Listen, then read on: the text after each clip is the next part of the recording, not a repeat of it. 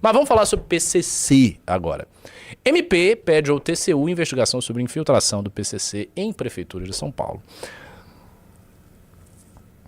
Vou até tomar um cafezinho antes de ler isso aqui. O plano de ação teria sido realizado pela organização por meio de uma fintech.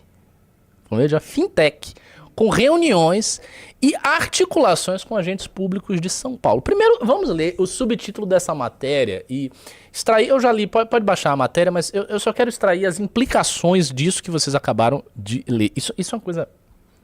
Isso é uma coisa muito séria. Muito séria.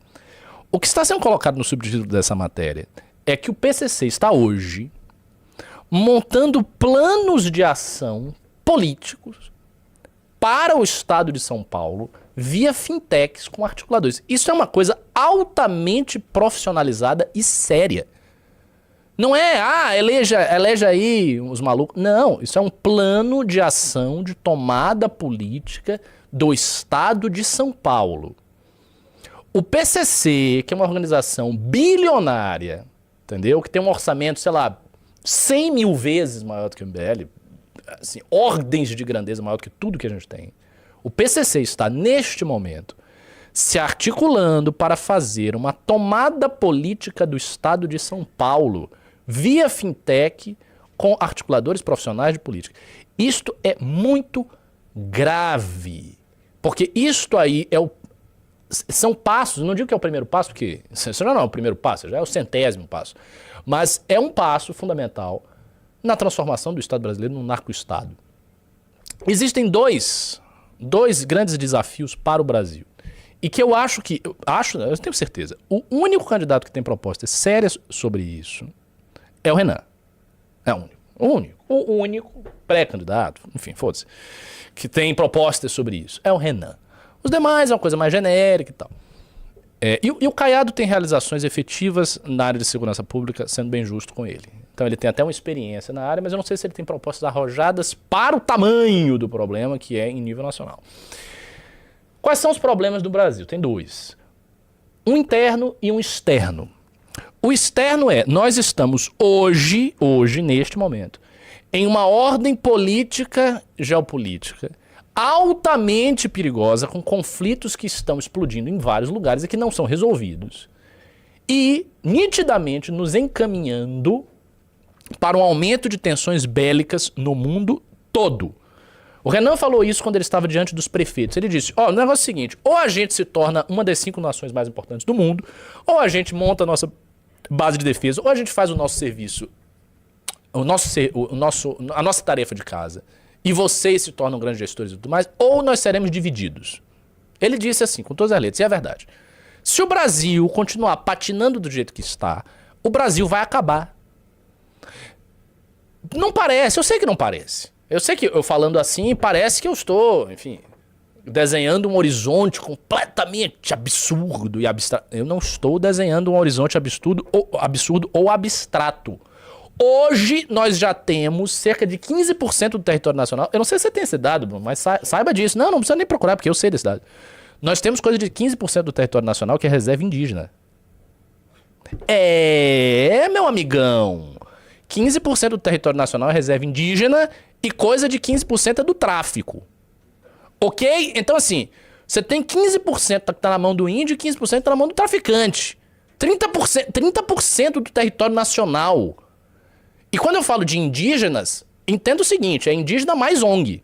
Porque não é só o índio, o índio tá lá dançando pra Tupã e tomando ayahuasca, não é isso. O índio, ele tá associado com ONGs internacionais, com tudo isso que a gente sabe. Ou seja, intervenção. E essas ONGs, em geral, elas são associadas a estados. Então a ONG é francesa, ela é da França mesmo. A ONG é americana, ela representa o interesse do Estado americano, é mesmo. 15% do território nacional. Outros 15% com tráfico. E nós temos uma ordem política que está tensionada. Muito tensionada. E ela está ficando, isso aqui é como se fosse a oscilação da... Ela está fazendo assim, está aumentando a oscilação, até que parte. O Brasil é um país riquíssimo, cheio de recursos naturais. Nós temos as tais terras raras, sobre as quais o Renan falou aí com o Sacani. Nós temos uma reserva energética gigantesca, potencial energético imenso, hidrovia infinita. Mais de 40 mil quilômetros de hidrovias potencialmente utilizáveis. Portanto, o Brasil é muito rico e muito fraco. E essa é uma combinação muito perigosa. É como você ser um cara muito fraco e com muito dinheiro, cheio de joias, entrando, sei lá, na favela da Penha.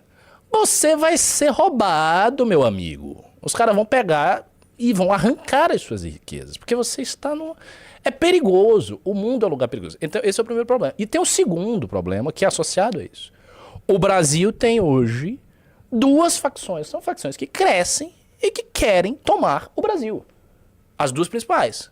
PCC e CV. E é isso. O CV é muito mais desorganizado, muito mais bárbaro daquele jeito confuso deles, como é próprio do carioca, né? E o PCC engomadinho, arrumadinho, fazendo as coisas, articulações via fintech, como é característico de São Paulo. Quer dizer, é o crime paulista com características paulistanas e o crime carioca com características cariocas da gema, sabe? Essa é o cenário do Brasil. E o PCC tem, em minha opinião, o máximo interesse em ter um governador de estado em São Paulo. O PCC quer um governador do estado em São Paulo. Porque um governador do estado em São Paulo significa ter acesso e controle às polícias paulistas que compõem o contingente mais importante das forças de segurança brasileiras fora do Exército Nacional. Se o PCC tem isso na mão, o PCC tem muita coisa, meu amigo. Muita coisa. Tendo como base o estado mais rico da federação, o PCC está a 3 passos de tornar o Brasil um narco-estado. Agora, você imagine o que é o Brasil como narco-estado. Eu não acho que a gente ainda é um narco-estado. Na minha opinião, a gente está transicionando. Mas pensa, coloca na cabeça o tamanho do que é um narco-estado brasileiro. Totalmente tomado, aparelhado mesmo pelo crime. Isso é uma coisa que deixa a Colômbia do Escobar... É uma Disneylândia, fica pra trás, né? Olha o tamanho do Brasil, a extensão territorial, capacidade de produção do Brasil. O Brasil tem uma capacidade de ser o maior narco-estado da história da humanidade. A gente não pode deixar isso acontecer, de jeito nenhum. O PCC precisa ser desbaratado em São Paulo. Caso ele não seja desbaratado pelos próximos 10, 15 anos, o PCC vai tomar o governo de São Paulo. Haverá um governador do PCC. E aí não ele é ligado, como se dizia, por exemplo, que o Alckmin tinha feito um acordo. Não tô falando disso, porque o Alckmin claramente não é do PCC. Não é, óbvio. Mas eu tô dizendo que vai ter um governador do PCC. Mesmo, o cara vai estar integrado no esquema do PCC. E nem vai ser o líder do PCC. Vai ser uma figura lá colocada pelo PCC. Para servir o PCC. Os interesses megabilionários dessa facção criminosa que hoje não opera apenas com o tráfico de drogas, como todo mundo sabe, mas opera com transporte, com um monte de coisa. Eles têm uma cartela de serviços que o PCC adota e vai... Então, assim, isto... é muito, muito sério. Vamos ler um pouco da matéria. Professor, posso te fazer uma pergunta em relação a isso? Pelo amor de Deus, faça. Porque eu tenho 29 anos. E aí, desde que eu me lembre, nunca houve um governador que meio que foi pro enfrentamento, de fato, desses caras. Não.